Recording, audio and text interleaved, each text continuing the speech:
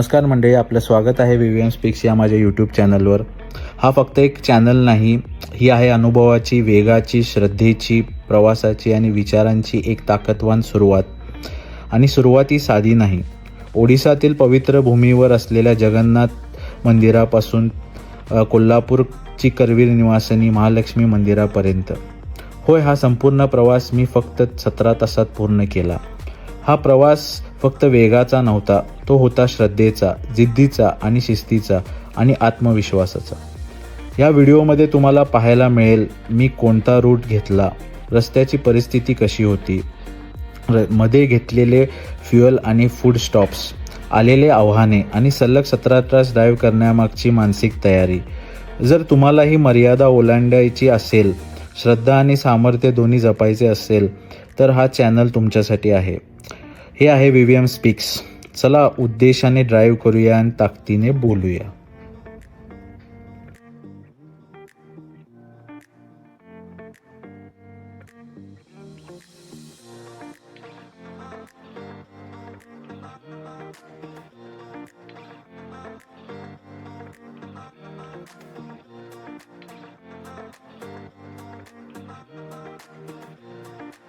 आता आपण नाश्त्यासाठी थांबलो आहोत. इथे गरमागरम नाश्ता भेटतो. नाश्त्यामध्ये समोसा आणि इतर काही इकडचे खाद्यपदार्थ आहेत. या छोट्याशा हॉटेलची इकडे या भागात खूपच चांगली ओळख आहे. हे हॉटेल खूपच प्रसिद्ध आहे. सकाळचाच नाश्ता इथं भेटतो. आत्ता हे थोड्या दिवसानंतर संध्याकाळीही सुरू करणार आहेत. इकडच्या भागात हे खूप प्रसिद्ध आहे. इथं सर्व नाश्ता 10 रुपयालाच भेटतो. मी कायम ह्या रस्त्यावरून जाताना इथंच थांबतो. माझा हा फर्स्ट इटिंग स्पॉट असतो. या तुम्ही खायला मी इथंच थांबतो. ह्याचं कारण म्हणजे इथं गरम गरम नाश्ता भेटतो आणि दुसरी गोष्ट म्हणजे मी जिथून निघालो तिथून हे एक्झॅक्टली 230 ते 40 किलोमीटरच्या अंतरात येते. त्यामुळं एक पहिला ब्रेक इथं घेता येतोय. प्लस इथून बॉर्डर जवळच आहे. सो त्यासाठी मला इथं थांबणं खूप योग्य वाटते. आपला प्रवास ओडिसातून सुरू झाला होता आणि आता आपण छत्तीसगडमध्ये एंटर करणार आहोत. आता आपल्याला येणार आहे तो सोहेला गाव. तो ओडिसातला सगळ्यात शेवटचा गाव असणार आहे आपल्या रूटवरचा. आणि त्याच्यानंतर सुरू होते छत्तीसगड. छत्तीसगडमध्ये पुढचा आपला मार्ग असा असणार आहे की नवा रायपूर, त्यानंतर रायपूर, त्यानंतर भिलाई, त्यानंतर राजनंदनगाव. त्यापासून तुम्ही एक ऑब्झर्व केला असणार आहे व्हिडिओच्या मार्फत की आज खूप ट्रक्स खूप दिसत आहेत आज रोडवर. आणि मी पहिल्यांदाच एवढे ट्रक्स आज या रोडला सकाळच्या वेळेला बघितलेत. युजली ट्रक्स हे संध्याकाळी दुपारी निघतात आणि रात्रभर प्रवास करतात. कारण की सकाळी सिटी मधलं गावागावातलं ट्रॅफिक, 2 व्हीलर्स पण इथं असतात, तुम्ही बघू शकताय. त्यानंतर आता आपण सुमारे 60 किलोमीटर, मी या रस्त्यावर 7 ते 8 वेळा प्रवास केलेला आहे. जास्त करून एकटाच प्रवास केलेला आहे कामानिमित्त. आता आपण रायपूर शहराच्या अगदी जवळ पोचले आहोत. इथे एक तुम्ही बघू शकताय की HP चा मोठा गोडाऊन दिसतोय तुम्हाला. इथं HP माझ्या मते छत्तीसगडचा मोठा साठा इथं आहे. इथूनच सगळे ट्रक्स आणि हे दिसतात. इथून रायपूर 11 किलोमीटरचं अंतर आहे. रायपूर ते भिलाई ह्या दोन्ही गावांचं वैशिष्ट्य म्हणजे इकडचे रस्ते खूप अरुंद आहेत. हाच पॅच कव्हर करण्यासाठी खूप वेळ लागतो. हा जो 40 ते 50 किलोमीटरचं साधारण किलोमीटरचं अंतर आहे ते करायला ऑलमोस्ट 1 ते 1.5 तास जातोच कायम, येताना जाताना दोन्ही वेळेला. कारण रस्ता तुम्ही बघू शकता की खूपच अरुंद आहे.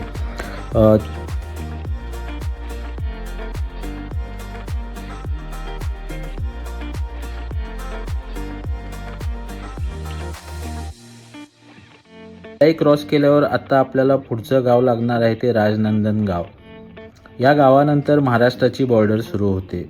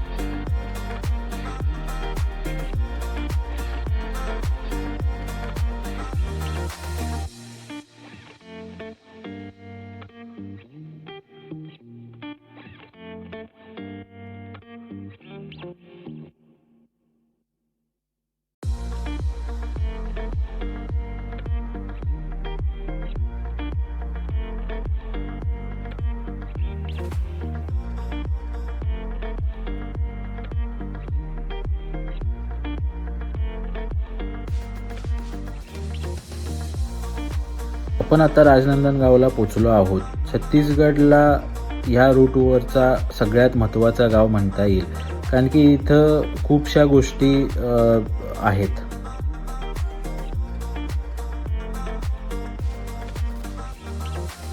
भिलाई हे गाव इंडस्ट्रीयल इस्टेटसाठी फेमस आहेत. खूपशे इंडस्ट्रीज ह्या गावात आहेत आणि छत्तीसगडमध्ये या गावाचं महत्त्वपूर्ण असं हे आहे. आता आपण सुमारे 517 किलोमीटरचा प्रवास केलेला आहे आणि महाराष्ट्र बॉर्डरच्या जवळ आलो आहोत. इथून भंडारा 116 किलोमीटर आहे. रोड तुम्ही बघू शकता की खूपच सुंदर आहे. नागपूरकडे रस्ताही खूप चांगले बांधलेले आहेत. तुम्ही बघू शकता की खूप चांगलं काम या भागात झालेलं आहे. या ओळख महाराष्ट्राची इथून जर आपल्याला बघायची झाली तर खूप छान आहे. ड्रायव्हिंग करण्याचा खूप चांगला अनुभव भेटतो या रस्त्यावर आणि आयुष्यात आपण एकदा तरी हा प्रवास करावाच.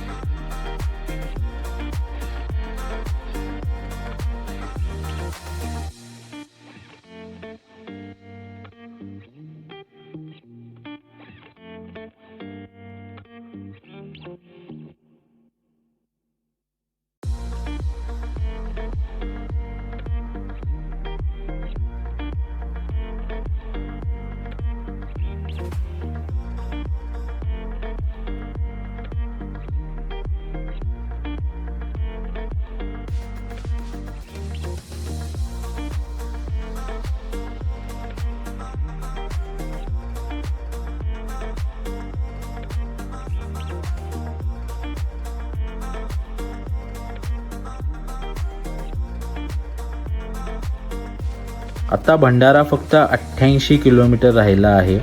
रस्ता अजूनही खूपच छान आहे. आपल्याला या भागात बघता येईल की रस्त्याच्या कसं बाउंड्रिंग केलेलं आहे. या छान पद्धतीने प्लॅनिंग करून या रस्त्याची पुढच्या दृष्टीनं बांधकाम केलेलं आहे.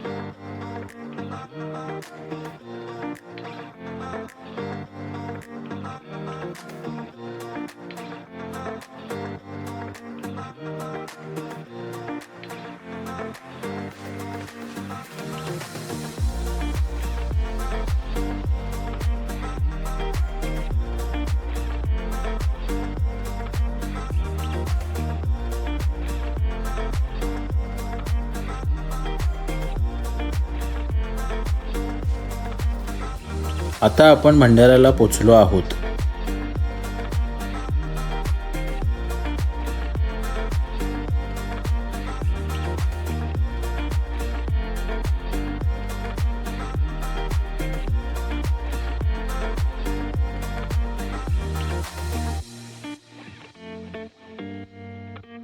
इथून नागपूर 50 किलोमीटर अंतरावर आहे.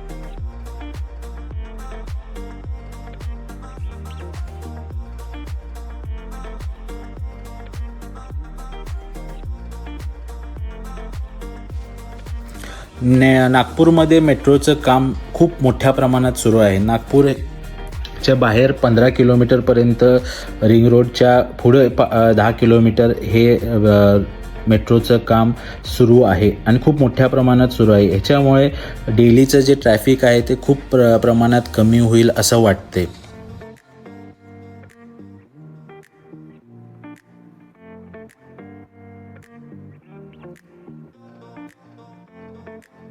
आता आपण वर्ध्याच्या रोडवर आहोत आणि आत्तापर्यंत आपण 813 किलोमीटर चा रस्ता कव्हर केला आहे सकाळपासून.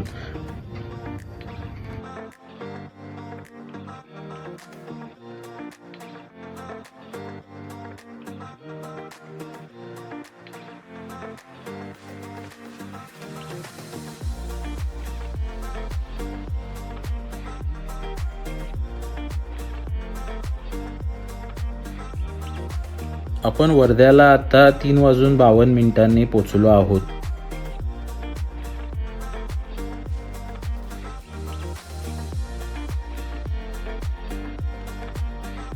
सुमारे यवतमाळला आपण 4:40 आता पोचलो आहोत, जे नागपूरपासून जवळपास 130 किलोमीटर अंतर आहे. आता आपण वारंगा फाट्यावर आहोत.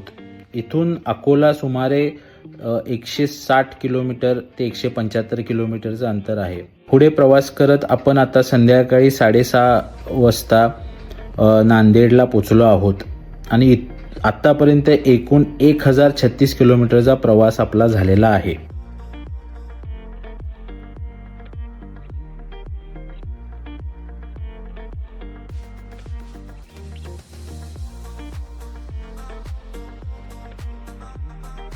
आत्ता वाजले रात्रीचे 8:20 आणि आपण लातूरला पोचलो आहोत. आत्तापर्यंत आपण 1188 किलोमीटरचं अंतर पूर्ण केलं आहे. रात्री 9:50 झाले आहेत आणि आपण सोलापूरला पोचलो आहोत.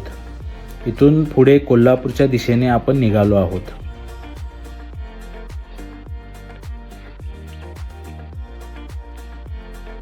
रात्रीचे 10:40 झालेले आहेत आणि आपण मंगळवेढ्याला पोचलो आहोत.